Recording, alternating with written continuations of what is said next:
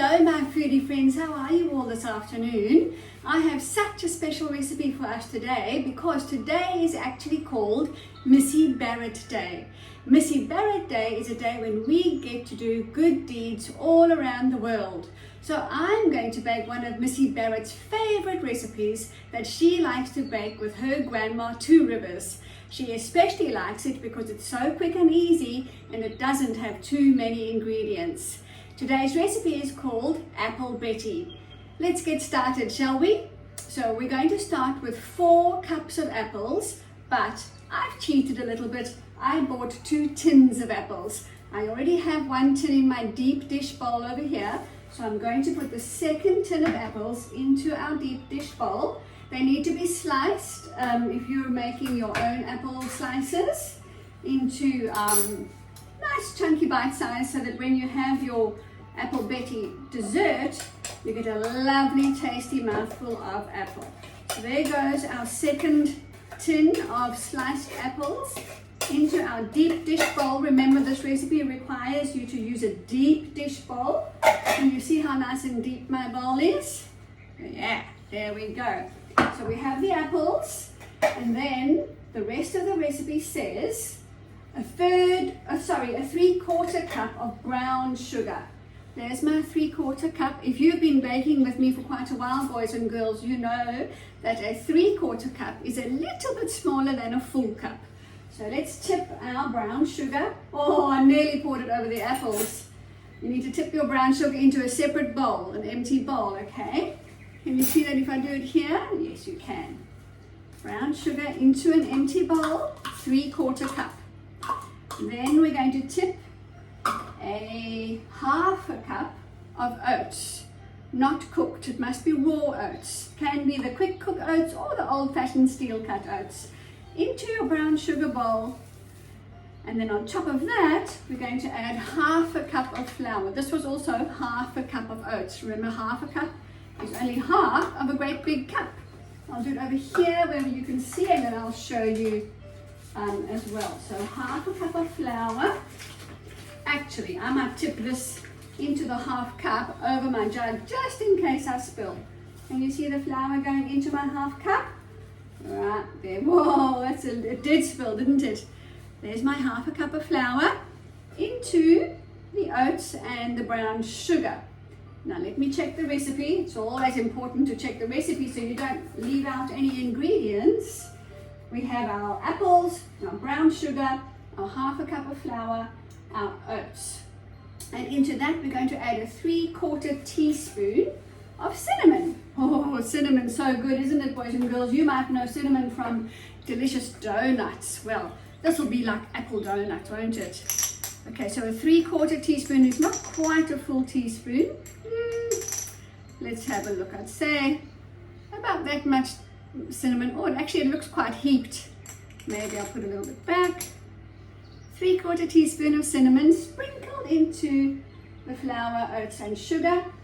And then the recipe also says a 3/4 teaspoon of nutmeg, but for my taste buds, I find nutmeg a really strong flavor, so I'm only going to do the tip of a teaspoon of nutmeg, just like that. Actually, that's also quite heaped.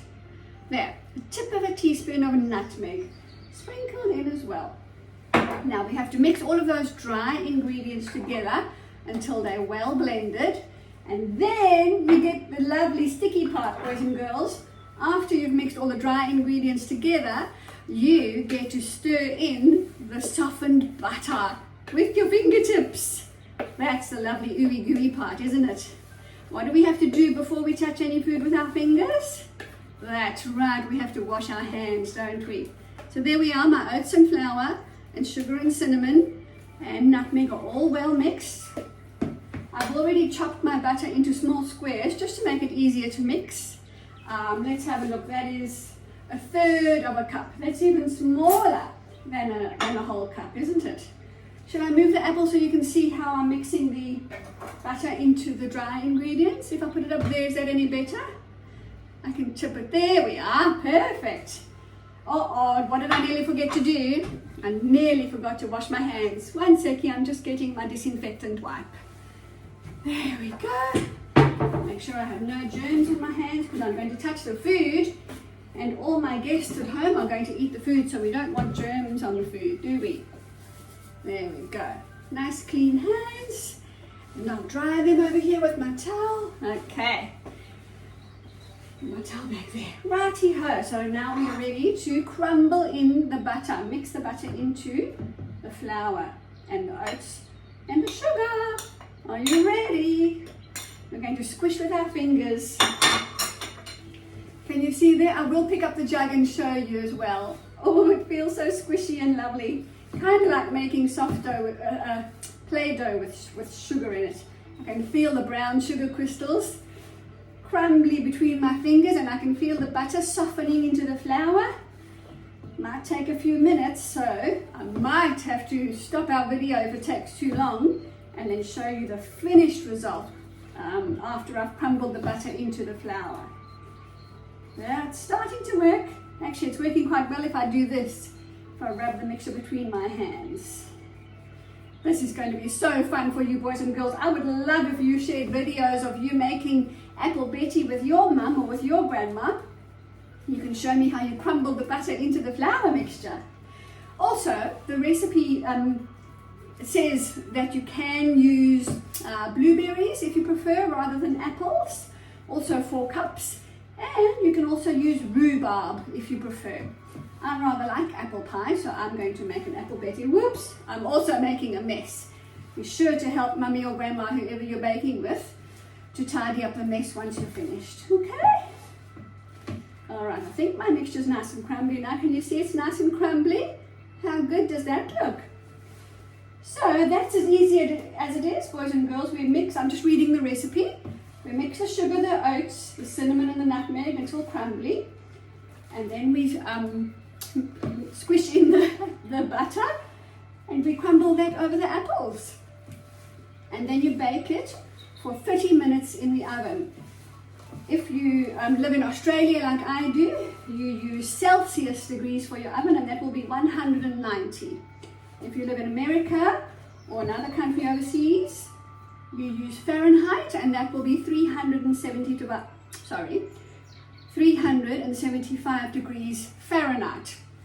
And boys and girls, that's the part that you do need to ask mummy or daddy or grandma or granddad to help you with, because ovens get really hot because they have to bake our apples for us, don't they? So I don't want you touching the oven unless mummy or daddy say you can, but you need to make sure you ask mummy or daddy first.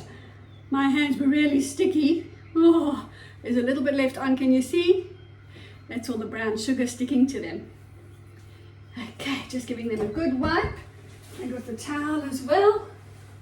We'll be ready to crumble it over the apples and pop it in the oven for half an hour.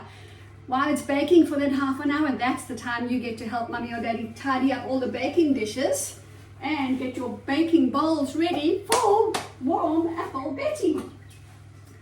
There are our apples. I have a clean spoon this time, and I'll show you nice and close up how crumbly our mixture is. Isn't it lovely?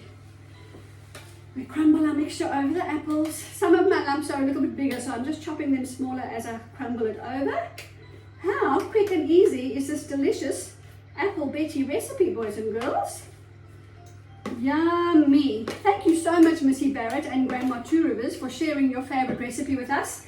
And I would love for all the boys and girls who are listening to join Missy Barrett's special day and do a good deed for someone that you know. Maybe bake them a lovely cake or apple Betty tart, or maybe draw them a lovely picture, or maybe just give them a call and say hello. Right, I'm going to pop this in my oven over on the other side of my kitchen, and I can't wait to see your videos or your photos of your apple Betty recipe. Thanks for joining me. Bye for now.